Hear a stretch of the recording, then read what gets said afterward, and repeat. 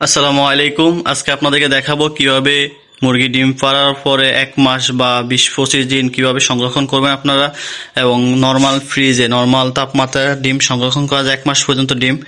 So আমরা কিভাবে সংরক্ষণ করি এবং আপনারা কিভাবে করবেন সেটি আজকে আপনাদেরকে দেখাবো। তো চলেন শুরু করা যাক, এবং ভিডিওটা দেখার আগে অবশ্যই সাবস্ক্রাইব করে দিবেন। ধন্যবাদ।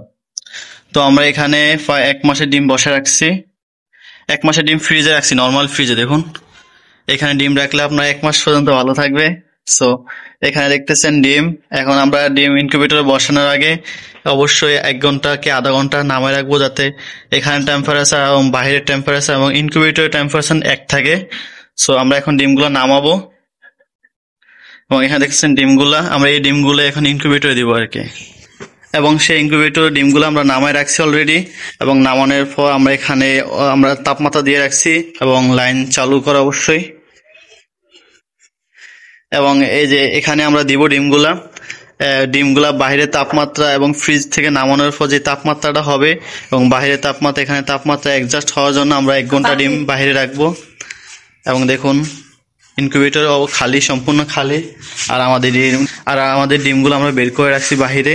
দেখুন ফ্রিজ থেকে নামানোর পর এগুলো টাইগার মুরগির ডিম, ফার্মের ডিম, এবং এই ডিমগুলাই আমরা এখানে দিয়ে দিব ইনশাআল্লাহ।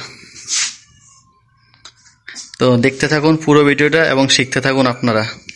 আমরা ডিমগুলোতে এখন তারিখ লিখে দিব, এবং এভাবে তারিখ লিখে দিব আর কি। এবং তারিখ লিখে দেওয়ার মাধ্যমে আমরা বুঝতে পারবো যে এটা কত তারিখে দিছি, এবং যার মধ্যে আমরা চেক আপ করা বা ইত্যাদি সমগ্র সবকিছুর পর আমরা ডিমগুলা বাছাই করে নিতে পারবো। এক্সট্রা ডিম দিয়ে সেটাও আমরা বুঝতে পারবো কয়দিন পর দিছি বা কি দিয়েছি। সো আপনারা এইভাবে তারিখ লিখে দিবেন আর কি। ডিমগুলো এভাবেই ফ্রিজে সংরক্ষণ করা যায়, এবং এই বীজ ডিমগুলো আপনারা প্রায় 20 থেকে 25 দিন পর্যন্ত সংরক্ষণ করতে পারবেন। এবং যেহেতু মুরগি অল্প থাকলে কম বেশ পারবে, এবং সেই ডিমগুলো আপনারা ইনকিউবেটরে রেখে দিতে পারবেন। এবং নর্মাল টেম্পারেচার রাখলে এই ডিমগুলো প্রায় আপনার 20 দিন পর্যন্ত বা 30 দিন পর্যন্ত ভালো থাকে এবং নষ্ট হবে না। এবং ফ্রিজ থেকে বের করে আপনার এই ডিমগুলো মেশিনে দিতে পারবেন এবং ভালো রেজাল্ট পাবেন, পার্সেন্টেজ ভালো পাবেন, এবং ডিমগুলো নষ্ট হবে না।